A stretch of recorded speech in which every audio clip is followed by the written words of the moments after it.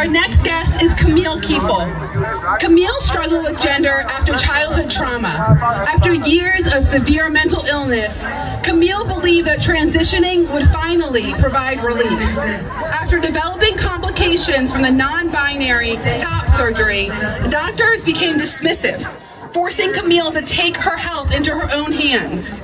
After addressing her physical health, her mental health finally started to improve.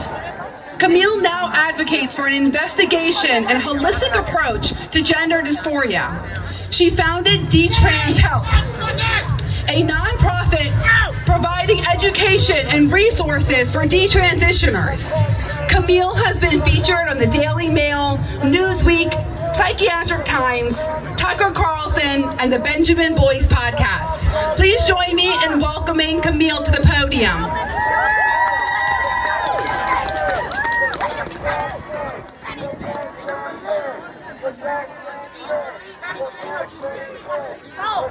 Today, history is being made.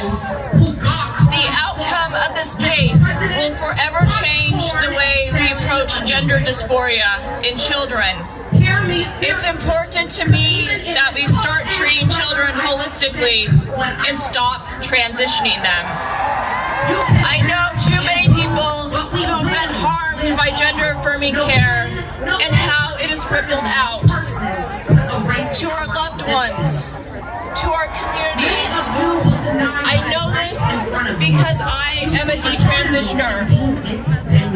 I was born female, transitioned to non-binary, and then detransitioned back to a woman after working through trauma. When I detransitioned, I thought I was one of few. I've been overwhelmed by the amount of detransitioners who have reached out and need help. No one knows how many detransitioners there are because no one is keeping track. I have seen the impact of these procedures on other detransitioners, and the results are harrowing. Not only do we not know the long-term impacts of puberty blockers, hormone therapy, and gender-affirming surgeries, but when a child does detransition, we have no infrastructure to support them. And I know this because I work with detransitioners who have been forced by their doctors and therapists to live as a sex they no longer identify with, because it takes a doctor or a therapist to medically detransition. I am here today because someone needs to advocate for children and raise awareness about the realities of detransition. Children are not told the consequences if they want to detransition. Children do not know the dread of having to explain to a new doctor that you have detransitioned, the chronic health issues you'll have to deal with from these high-risk procedures, how intimacy is a painful reminder of what you have lost.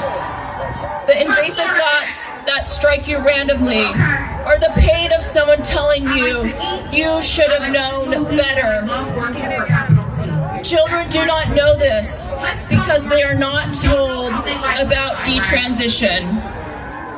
Our children deserve to feel loved, even if they aren't gender conforming.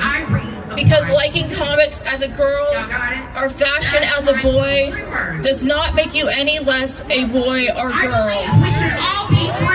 Our children deserve to grow up to be in loving relationships with their whole bodies. Our children deserve health care that treats them as a whole person. Our children deserve to grow up and make mistakes that are not life-altering. Our children deserve better.